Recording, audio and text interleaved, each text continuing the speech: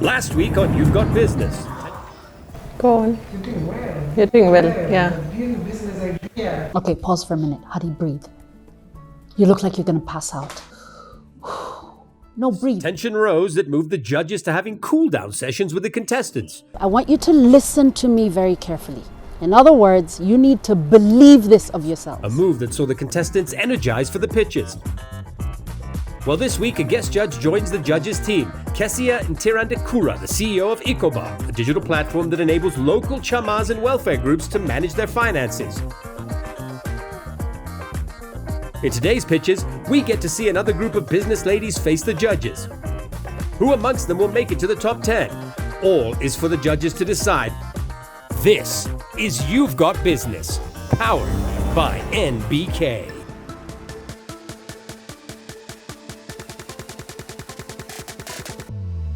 Let's do this. I'm walking in. I will admit the nerves might have had the better of me maybe 20 or so minutes ago, but I'm fairly calm now. Hello, everyone.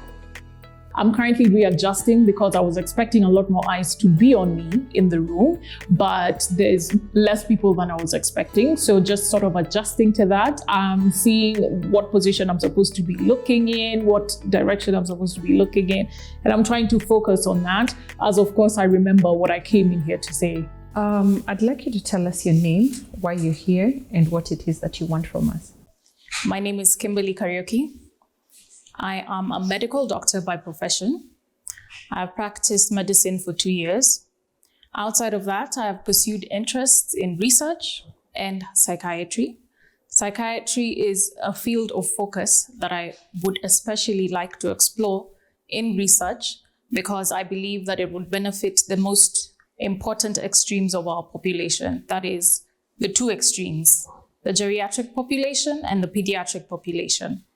Which brings me to why I am here today. I think my idea is unique because I haven't really seen or heard of it in our local setup in African countries. And I also think it's unique because it offers a different way of bonding. I have an idea called infant hydrotherapy. And I believe that is the way to diversify therapy in our setting currently for the pediatric population, the one extreme of the population that I talked about earlier. Now, what is infant hydrotherapy? Water therapy. The modes of therapy would be a massage session, could be a spa session, either of the two, ranging between 10 to 30 minutes, and 1-month-old newborns to infants. That is the appropriate target population.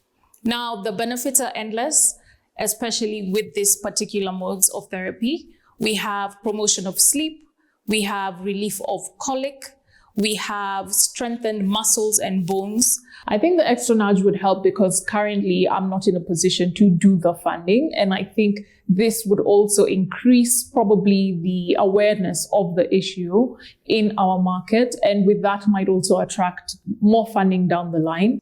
Now, what I would require is, of course, R&D. I believe that at this particular stage, the next step forward would be to conduct very, very serious and meticulous research into what is safe and what isn't, and of course to arrive at parameters that would be safe were we to implement this in our setup. And of course, it would be nice to ensure that the staff members in this particular business are all up to date with basic life support and advanced cardiac life support. These are things we cannot take for granted, as anything can happen, and first aid is very, very crucial in such matters. Aside from R&D, of course, would be funding for market research and also getting the equipment that we would need in this setup.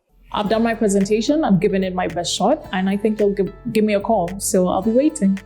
Hello everyone, my name is Koi. I am a poet, I am an artist, but I'm also interested in the business of real estate. And recently something happened that impacted an idea I had. Well, I lost my job due to reasons I that extend my reach or ability to control. But as I lost my job, I thought to myself, well, now I have an emergency fund, but will I take all that money and pour it into paying bills really? I thought to myself, well, maybe if I move out for the next couple of months, I might be able to save the rent money and use my emergency fund to fund a business instead. And I tried to talk to the person I pay my rent to, and they told me, hey, we are an agent. You can only talk to the owner of the apartment. I thought to myself, we have never talked. So we have no relationship. How will the owner of my apartment know my concern or need, or know that I have been very consistent in paying my rent early? So at that point, I thought to myself, well, how can data save me in a situation like this? I thought to myself, if I had a portal that could show my landlord as I pay, not at this point, but as I have paid and I have lived in that building for all that time I have lived there, how about if I supported my case using data instead? And by that, I want to start a business that focuses on data in regards to paying bills and especially rent, where the tenant is able to check the data available, or they're able to check their monthly bills.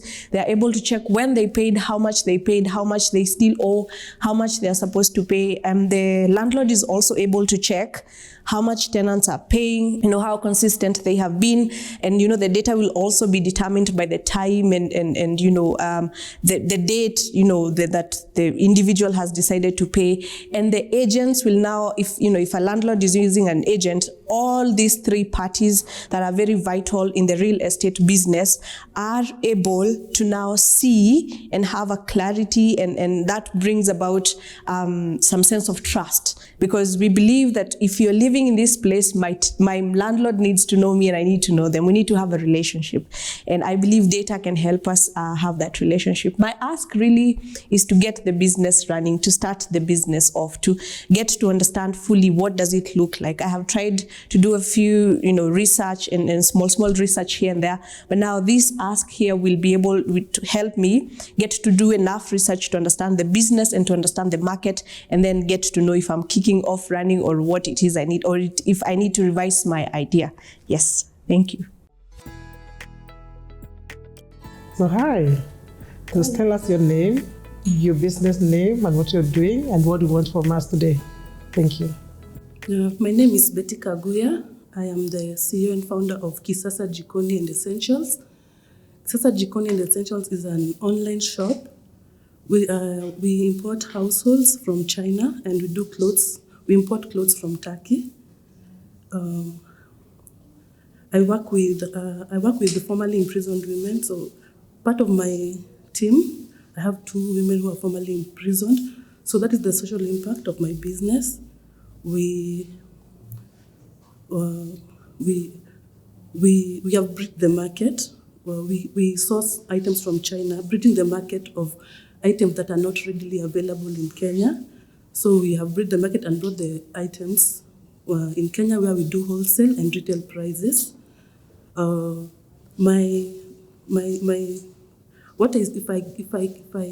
I see myself in the future is, if I get the grant, I would expand to South Sudan, maybe set up a shop there. I want to expand to South Sudan, the market in South Sudan. We did a research and we saw there's need for the products there. There's so much market there. So that is the future goal and the vision for Kisasa Jikoni. Thank you. I look at her social impact and her growth pattern do not match. She wants to help formerly imprisoned women. I really like the idea, but she's pitching to the wrong people because she wants to move her business to South Sudan. I think, yes, the market is already flooded with the things from China, but the fact that she does wholesale, I think it's a very good thing. That means she's able to supply to so many retail businesses. So it's interesting because I have the exact opposite view for the same reason. And mine is that she's done her market research. She's clear on the new market that she wants to go to. It is a market that the sponsors of this show are in and are looking to grow in. She's clear that her market is in South Sudan. and is looking to penetrate it. So she's obviously looked beyond the market in which she currently is. And for me, that makes a difference. That she's done some market research and knows what her trajectory is. I like learning what you're saying. She's realizing that in Kenya, there are so many vendors on the same line. And she decided to look for alternative markets, actually, which is a very good option as you're putting it. I like your idea. Am I managing to convince any of you? I guess we'll see when it's time to to evaluate them. So we see our next contestant. Yeah. Hi, tell us your name and tell us about your business. Thank you. My name is Elizabeth Waidaka. I am a money coach, a personal finance investment advisor. I'm actually the founder of Atik Africa Limited, an organization that is focused on finance literacy education. I'm called for the next generation, especially. Not that I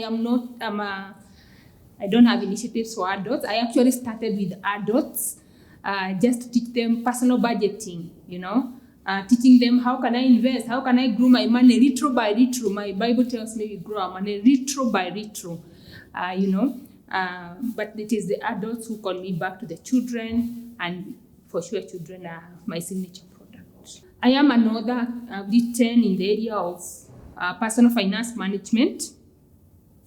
Out of 10, this last Christmas, I finished my 10th title, writing books on personal finance literacy training. 70% of them, they are on teenagers, they are on children.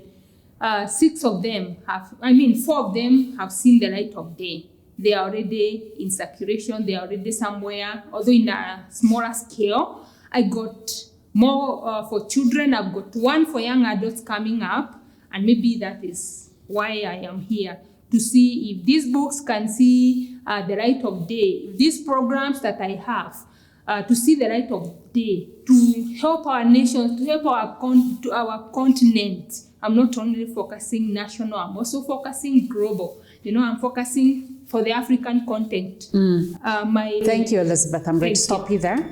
Thank you very much. Asante. That's it. That's it. Any other question for me? No, we don't. Thank you. Asante. Apart from the usual nervousness of the camera, the pitching was good. I'm very, very hopeful that something will come up for me. I was speaking about money lessons for children, teenagers, young adults to cultivate positive money habits, attitudes for money in life. I'm here for financial assistance from National Bank of Kenya. My name is Laura Gwazima, owner and co-founder of Gwazi Fitness Center. It's located in Ruiru, Kiambu County. I founded it in 2020, July, since Corona was at its peak and I had just lost my job and I didn't have any other skill to do. So I was so passionate about working and I decided to make it a money-making ordeal. And in the place where I stayed, there was no gym also. So I decided to open the gym so that I make it a money-making ordeal and also help me curb respiratory diseases, improve my health, and also people around me. So that I also help people maintain their mental state and manage their weight, and also help people feel comfortable in their own skin. For now, we are on a restart mode. Since last year in Feb, I was involved in a tragic road accident and I lost my left eye, and also I had a fracture on my left leg. I went for bed rest for like 4 months, but now we're back to work and also training our clients with the help of my husband, who's also a main instructor at the gym. He was also involved in the accident. He lost 2 of his legs. And now we are really trying to come back on our feet. I'd really like to get financial aid so that I can improve my workout equipment, since we are still running with the equipments. We had developed them in 2020 and they're locally made. So they have run out. They are loose. Some of them are loose. Unfortunately, I lost the bigger hall due to rent arrears after the accident, but the landlord was kind enough to give me a smaller hall so that I don't lose my business.